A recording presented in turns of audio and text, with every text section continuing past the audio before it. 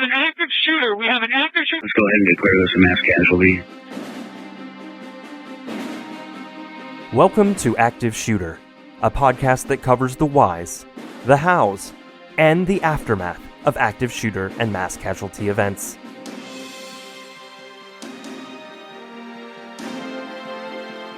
They have an active shooter in the building. A second call says they are being attacked. I've been shot.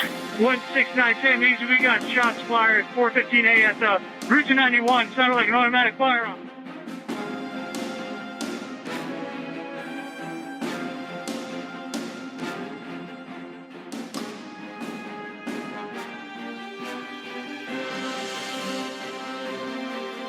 Active shooter, reports of an active shooter, active shooter mass casualty incidents. Thank you for listening. You are listening to Active Shooter, a podcast that may contain adult themes, explicit language, and graphic depictions of violence. Portions of this show may be traumatic for those under 18. Listener discretion is advised. Right now, North Texas is mourning the 8 people shot and killed at an Allen shopping mall. We are beginning to learn about those lives taken. And tonight, law enforcement sources have identified the shooter as a 33-year-old man from Dallas. The shooting at the Allen Park Outlet Mall was a targeted, vicious shooting that directly impacted the 15 innocent, unsuspecting people who were shot. 7 survived while the other 8 died. The lives of hundreds more were destroyed in the aftermath of such a hideous, unspeakable crime. A family of 4 was reduced to a sole survivor, while another family of 4 became a family of 2. The shooting victims' ages ranged from a tender 3 years old to 61. While the shooting was indeed a planned attack, there wasn't a specific group of people sought out. No one was left untouched. No age, sex, race, or religion was singled out. Everyone was prey. Today's case is dedicated to the lives and memories of the 7 injured survivors and the 8 shooting victims: Kyu Song Cho, Cindy Cho, James Cho, Christian LeCure, Daniela and Sofia Mendoza, Ashiwara Tatikanda, and Elio Kumana Rivas. Active Shooter the podcast is a High Five Holly production, and I'm your host, JT.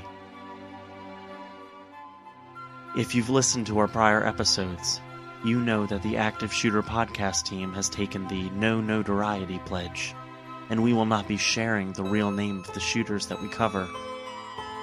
We will be giving the shooters a pseudonym and refer to them by that name throughout the episode. This will help in clearing up any confusion in the story, while remaining true to our pledge in not naming the shooter by their actual name. We will refer to today's shooter as Randall.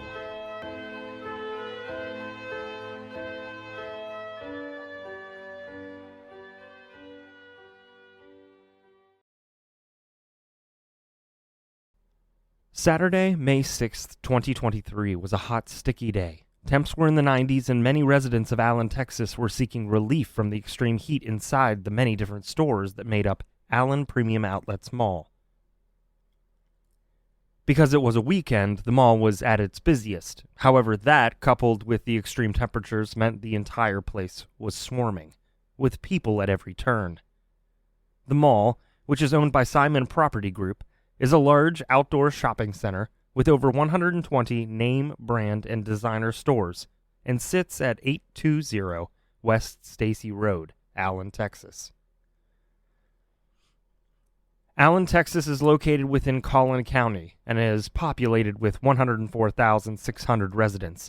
The city, an affluent suburb of the Dallas-Fort Worth Metroplex area, sits approximately 25 miles north of Dallas. At approximately 3:36 p.m., 33-year-old Randall drove a 2014 gray Dodge Charger towards the mall. He was dressed head to toe in black and wore a black tactical vest, which bore a patch that read RWDS, also known as Right Wing Death Squad. which is a phrase often used among white supremacists and right-wing extremists. Randall wasn't taking a Saturday cruise to the mall to wander around intimidating others with his menacing look. He was carrying an AR-15 style rifle and numerous magazines loaded with ammunition, and he was planning to carry out an attack, and his mission was to murder as many shoppers as possible. Upon pulling into the parking lot of the mall, Randall parked near the H&M store, exited his vehicle, and immediately began firing into a small crowd of people standing just outside of the store. We got shots fired at the outlet mall. Received shots fired at the outlet mall. I got people running.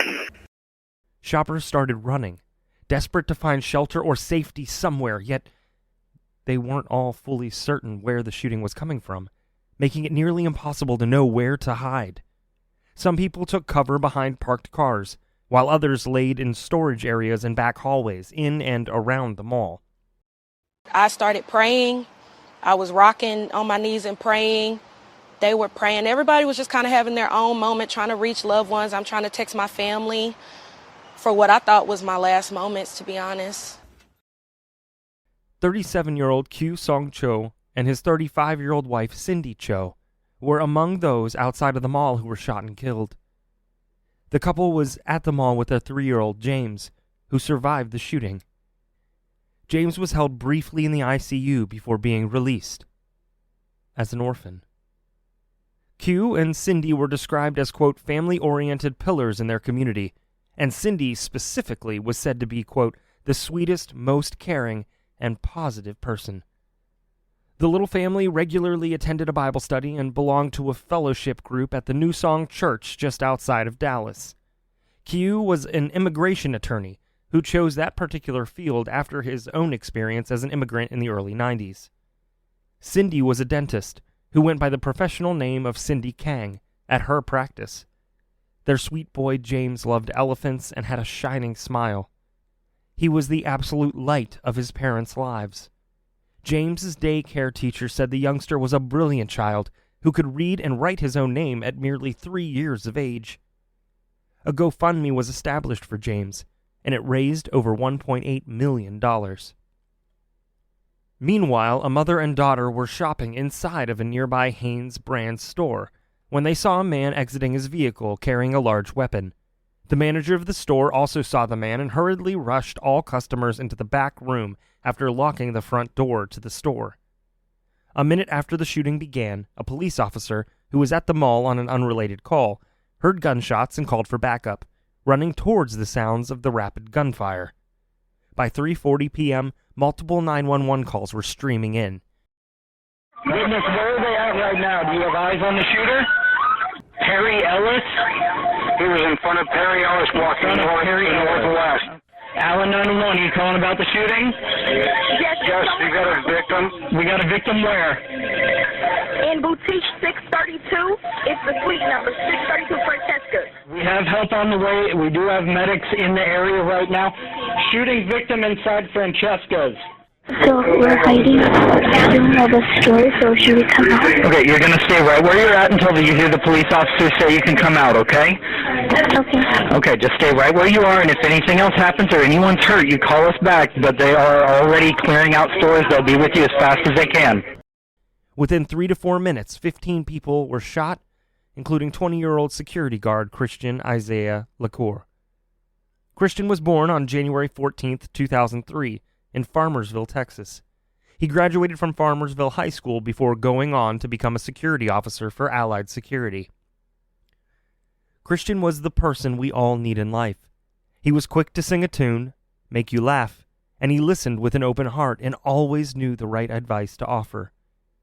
Christian never cared what others thought of him, and people said his hugs could make almost anything better. Friends described him as a gentle giant who, quote, always had a song in his heart. His most treasured time was spent lounging in his beanbag, wearing a bathrobe and his beloved cat slippers, and playing video games. Christian is survived by his parents, 3 sisters, and brother. He also leaves behind a loving girlfriend and 2 feline fur babies. All of the shooting victims were outside of the mall, and by all accounts, Randall never even made it inside of the mall. A witness later reported seeing a man fleeing the scene, clutching onto his neck, which was stained bright red from the flow of blood surging out. Yet another witness managed to get her daughter and herself into her car, believing they were no longer in danger, until she felt her vehicle being struck not once, but twice by bullets from the shooter. Mercifully, they were unharmed. The same couldn't be said for sisters 11-year-old Daniela and 8-year-old Sofia Mendoza. The young sisters were at the mall shopping with their mother, Ilda, who was also shot, yet survived her physical injuries after a stint in the ICU.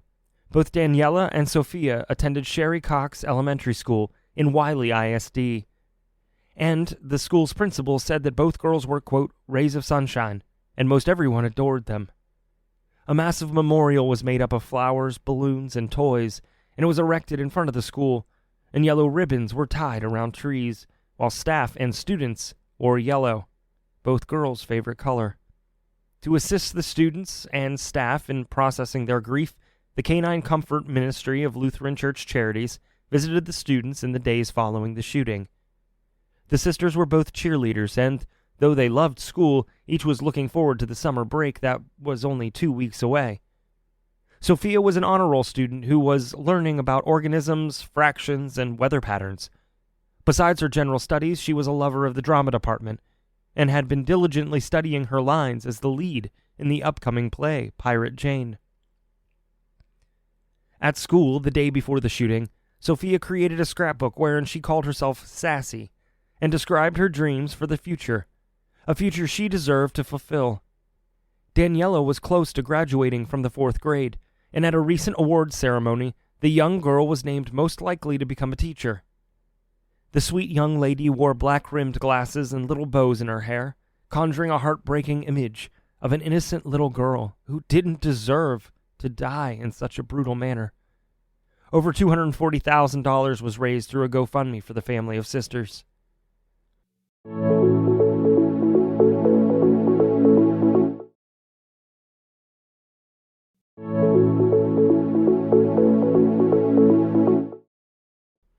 Randall was reported to have been shooting at random, as though he had no specific target. No, he didn't particularly care about whom he shot. He simply wanted to kill. Another of the shooting victims was 26-year-old Aishwarya Tatikonda, who was shopping with a friend when she was shot and killed. Some sources indicate her age to be 27, and it is unclear which is accurate. Aishwarya was born and raised in Hyderabad, India, and came to the United States to attend Eastern Michigan University, where she graduated in December of 2020 with a Master's of Science in Construction Management. She was a project manager for Perfect General Contractors, LLC in Frisco, Texas, and was said to have an incredibly bright future as a civil engineer. And indeed, the owner of Perfect General intended to name Aishwarya as CEO in the coming months, saying that she was dedicated to growing the company. Becoming CEO is a hard-earned achievement that she will never get to realize. During her college years at EMU, she became a proud member of the American Society of Civil Engineers and was known to be extremely meticulous and thorough. Aishwarya's remains were flown to Hyderabad on May 10th, so a proper funeral could be held among her family and friends in India. From there, her remains were taken to the Nagol cremation grounds, where her last rites were performed. Her father, a district court judge in India, along with the rest of her family and loved ones, deeply mourn her passing. The last of the shooting victims was 32-year-old Elio Cumana Rivas. Elio was born in Caracas, Venezuela, and had only lived in the United States for a few months before his violent death. His brother reports that Elio fled from the savagery of their home country, arriving in the U.S. in October of 2022. Hours before the shooting, his older brother, who also decamped Venezuela, was leaving the immigration office when he received a phone call from a mutual friend, who told him that Elio was at the mall where a mass shooting happened. He was devastated. They escaped from a country filled with chaos and brutishness, only for a life to be lost in such a senseless attack. Elio was affable and courteous to others and worked diligently to send money home to support his family in Venezuela. He was at the outlet mall that day, accompanying a friend who was searching for a birthday present for their daughter. A memorial for Elio was held at Pilar Funeral Home in Garland, Texas. Stephen Spainhauer, an Army veteran and retired police officer, was contacted by his son, who was an employee at H&M. His son told him about the shooting, and by instinct, Stephen rushed to the mall, seeking a way to assist. When he arrived, he came upon several injured shoppers, and he attempted to perform CPR on 3 separate victims, but he wasn't able to save them. However, Stephen wasn't deterred, and he continued looking for ways to help. He found a young boy who was covered in blood after seeking shelter beneath his deceased mother, and Stephen managed to coax the boy to come with him to safety. The attack was brief, but deadly. By 3:40 p.m., the Allen Police Department confirmed that the responding officer who was already at the mall was able to, quote, stop the threat and neutralize the shooter. The officer made contact with Randall just outside of the Fatburger restaurant, and they exchanged gunfire before the officer shot and killed Randall. At 4:22 p.m., first responders began the laborious process of evacuating shoppers from within the stores. They located and aided many living survivors and witnesses, though sadly, they came across an astounding amount of blood and death. The scene was somber and devastating. Several witnesses sheltered for up to 2 hours after the shooting. Patiently, and they were desperately waiting for police to locate them and assure them that it was all over. Groups of people were escorted from the stores and mall, and an officer was overheard telling the group that if any of them had children, they should cover their eyes. The sight was one you could never unsee, and no one needed that added trauma. People quietly walked single file out of the mall and into a world that no longer made sense. Victims were rushed to various local hospitals, including Medical City Plano, Medical City McKinney, and Medical City Children's Hospital. Bomb-sniffing dogs were taken around the perimeter of the mall and parking lots, searching for any traps that the shooter may have set in his wake. 3 firearms were located on Randall's person, and an additional 5 guns were found in his car, though only one was actually used in the shooting. It was also discovered that Randall was staying at an extended stay hotel in northwest Dallas, a hotel that was often described as transient lodging. Search warrants were obtained and executed on the hotel, specifically Randall's room, and a private residence in northeast Dallas. The house in northeast Dallas was located on a sleepy suburban street and belonged to Randall's parents. The FBI was at the house within an hour of the shooting, and they had the entire street blocked off for hours. Multiple items of interest were removed, including 3 boxes of ammunition with miscellaneous loose rounds, pictures, 6 handwritten notes, a knife in a holster, a rifle handguard, handcuffs, a gun holster, 2 black hats, one with the saying "Killin' It" and the other with security printed on it, and several other unidentified items. Neighbors say the family lived there for many years, and they were all well liked. Several say that Randall appeared disconnected and aloof, though not threatening in any manner. He just seemed to keep to himself.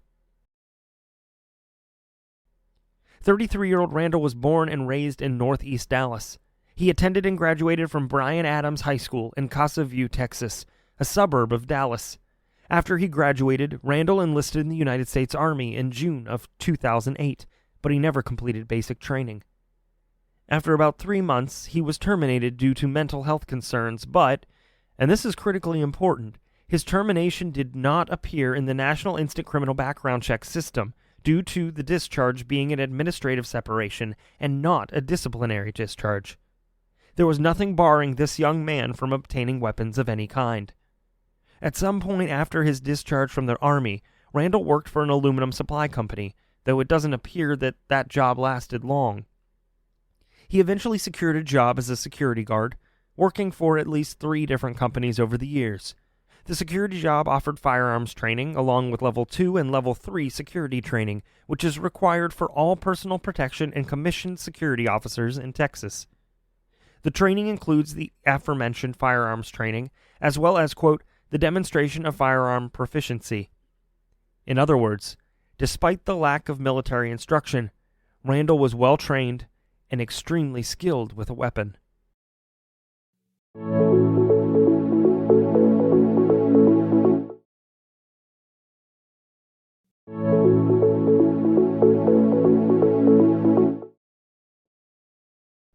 In the weeks prior to the shooting, Randall was living in the motel and he spent free time perusing social media sites where he possessed membership, including a Russian platform where he posted neo-Nazi and white supremacist content. Randall often expressed distaste for women, racial minorities, and Jews, and this content was posted as recently as days before the shooting. He also displayed photos of himself bearing Nazi tattoos, such as a swastika and the SS lightning bolt logo. He used anti-Asian and anti-Arab slurs and shared quotes from far-right sources. As if that content wasn't disturbing enough, Randall celebrated other mass shooters like the 2023 Nashville school shooter and the 2014 Isla Vista murders. Anyone with an obsessive interest in such topics, particularly those who eulogize mass shooters, should immediately raise serious red flags. 3 weeks before the shooting, Randall posted pictures of the outlet mall's entrance, as well as screenshots of a page that displayed the mall's peak hours. He discussed his dreams about race wars and society's demise. And in one post, Randall described himself as an incel, which we've covered in greater detail in other episodes. The Oxford Dictionary describes an incel as, quote, a member of an online community of young men who consider themselves unable to attract women sexually, typically associated with views that are hostile towards women and men who are sexually active.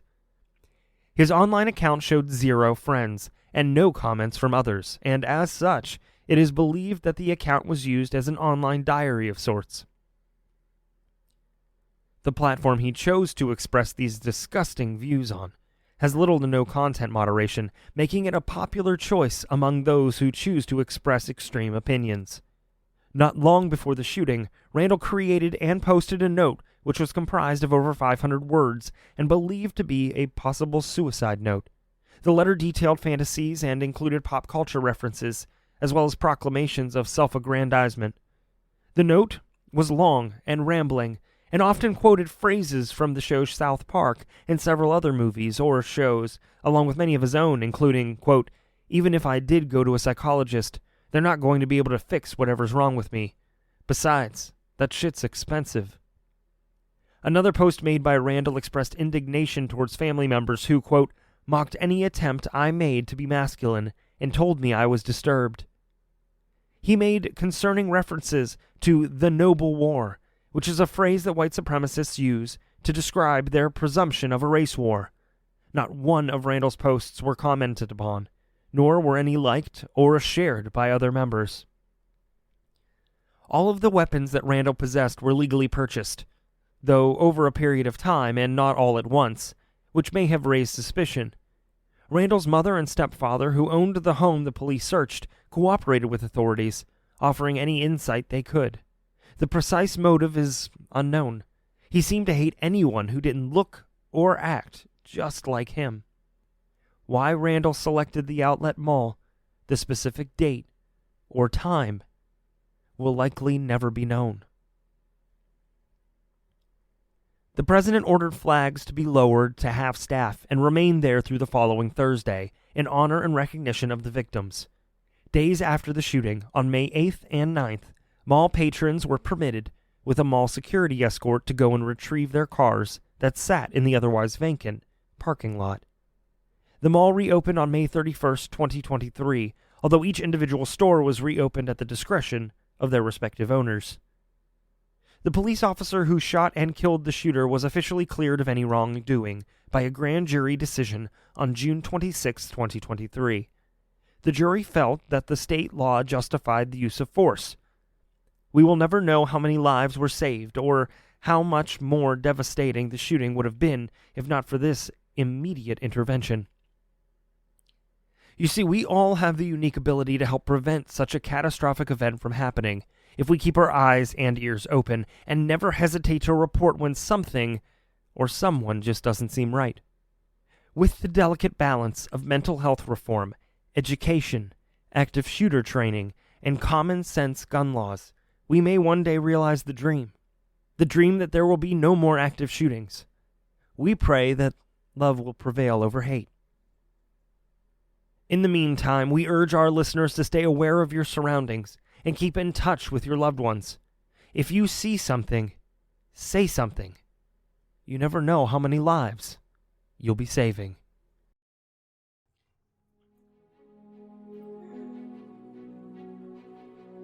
Thank you for listening to today's episode of Active Shooter, the podcast. Remember, if you see something, say something. There's no telling how many lives you may be saving. A big thank you to Darren Curtis, who composed some of the songs on our show. You can find him online at www.darrencurtismusic.com. Make sure to check us out on social media. You can find us on Facebook at Active Shooter, the podcast, and on Twitter at Podcast Active. Thank you, and be safe.